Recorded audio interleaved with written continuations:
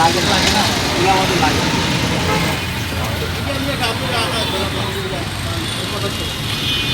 আপনার পাল্লাটা একটু হেডব্যান্ড আছে না, আপনি বললেন কি এটা যে আপনি বাপের না তাহলে লাগবে না, মাফিয়া তো মাফিয়া নেই, এটা যে মাফে আপনি বিজার দিয়ে মাফ যারা বুঝে না, যারা না বুঝে তাদেরকে আপনি এটা হয়তো সামান্য কম, কিন্তু কম তো কমই, সামান্য হোক আর বেশি হোক, দুর্নীতি তো দুর্নীতি।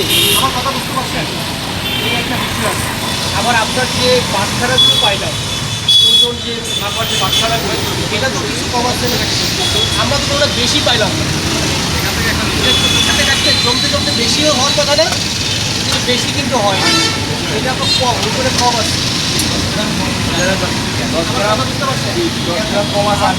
আমি বলি অনেক সময় মাংস ভালো আছে, মাংসওয়ালারা একটু বেশি দেয়, কিন্তু আমার কথা হলো আমরা যখন আসবো তখন আপনার ওজন মাপার জিনিসগুলো সঠিক পেতে চাই, এবং এটা আপনার দায়িত্ব। এটাতে আমরা ওজন হেলমেট পাইলাম, আপনার বাচ্চারাগুলো ওজন হেলমেট পাইলাম। আরেকটা হলো এই যে কথাটা আসছে, এই যে পরশু জবাই হয়েছে আজকে, এই সিলটা কি আপনারা দেন, তারা দেন, পৌরসভা দেন, পৌরসভা দেন। আচ্ছা, আমরা পৌরসভার সাথে কথা বলবো যে দিচ্ছে কিনা, এটা আমরা তাদের সাথে কথা আছে, তাদের অস্বীকার করবে না তো, ওরা তো অস্বীকার করবেই না।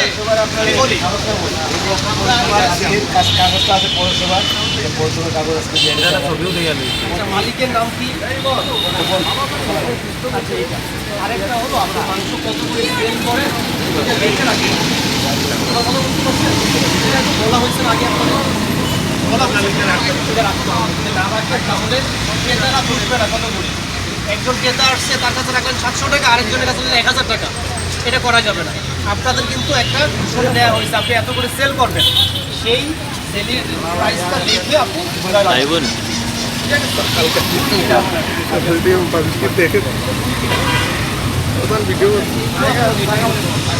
আরো আমরা কিছু দেখবো যে এই গরুটা অসুস্থ কিনা, এটা প্রাণী সম্পদ ডিপার্টমেন্ট এটাতে পরীক্ষা করে কনফার্মেশন দিতে হবে যে এটা সুস্থ কি অসুস্থ, এটা আমরা কথা বলবো। আর এটা জবাই দিতে কখন? সকাল 8টায়। কতক্ষণ রাখবেন এটা? কখনো তো আপনার ঘন্টা 2 ঘন্টা, কখনো 4 ঘন্টাও যায়, এরকম নির্দিষ্ট নাই, বিক্রি কি করবে। এখন কয়টা বাজে? তো বাজে মনে হয় 12টা। তাহলে 8টায় জবাই দিচ্ছেন, 9, 10, 11, 12, 4 ঘন্টা হয়ে গেছে। তো উনি বললেন যে ঘন্টাও বিক্রি হয়ে যায়, 4 ঘন্টাও লাগে, কিন্তু কোনো অর্ধেকও বিক্রি হলো না। কিন্তু আমরা দেখি যে সারাদিন ঝুলে, তারপরে রাত 8টা 9টার পর্যন্ত ঝুলে, তারপরে যেটা বিক্রি না হয় সেটা হোটেলে নিয়ে যান, অথবা এইটা ফ্রিজে রেখে পরের দিন আবার সেল করেন, এটা নষ্ট হয়ে যায়, এটা নষ্ট হয়ে যায়।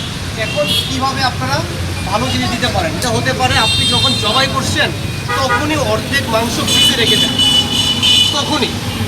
এটা সারাদিন ঝুলাই রেখে ফ্রিজে রাখলে ভালো থাকবে না, বুঝতে পারছেন?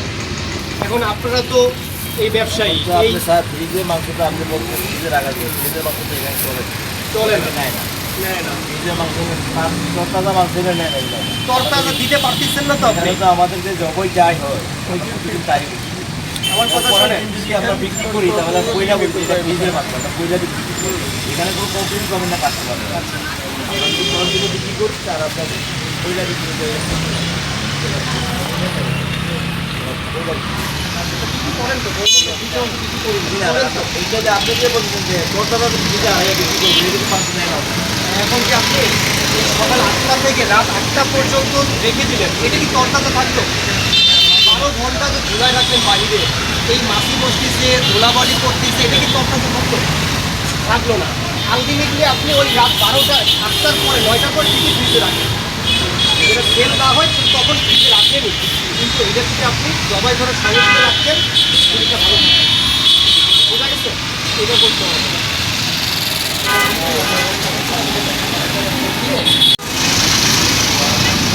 এই শিলগুলো আগে মারা থাকে, কয়টার দিকে আইয়া শিল মারে ভাই? শিল কয়টার দিকে মারে? 8টায় তো গরু জবো হয় না, খেয়ে আইয়া মারে শিল। আজকে সিলটা খেয়ে মারছে। জাকির ভাই জাকির ভাই নাম্বার আসেনি। নাম্বার নাই। আমরা তো জানি আগের দিন রাইতেই শিল মারিয়ে যায় গিয়া আগে আমরা গরিব খবরই না। না এই শিলগুলা তো আপনার কাছে রেডি আছে ওখান শিল তো আমরা পাইবো আপনার কাছে এটা আমার পৌরসভা ছিল, আমি এটা পয়সা দেওয়া এই একটা আমরা কাজ করব না। এই যে সিল মারা বুঝছি 100 টাকা করে আমরা দিলাম। 25 এর 100 টাকা করে পৌরসভায় নোয়া আছে, নোয়া আছে ওগুলো নেব। ওইটা দেখতে একটু ওই যে দাড়ি পাল্লা নিয়ে আসেন তো দিকে এটা তার কাছে অটো থাকে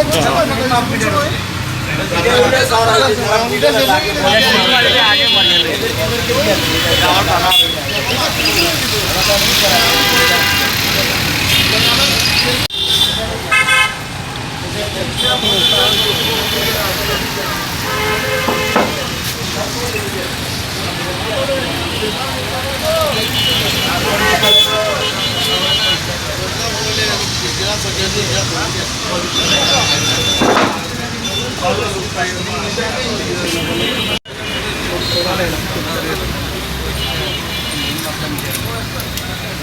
Thank you.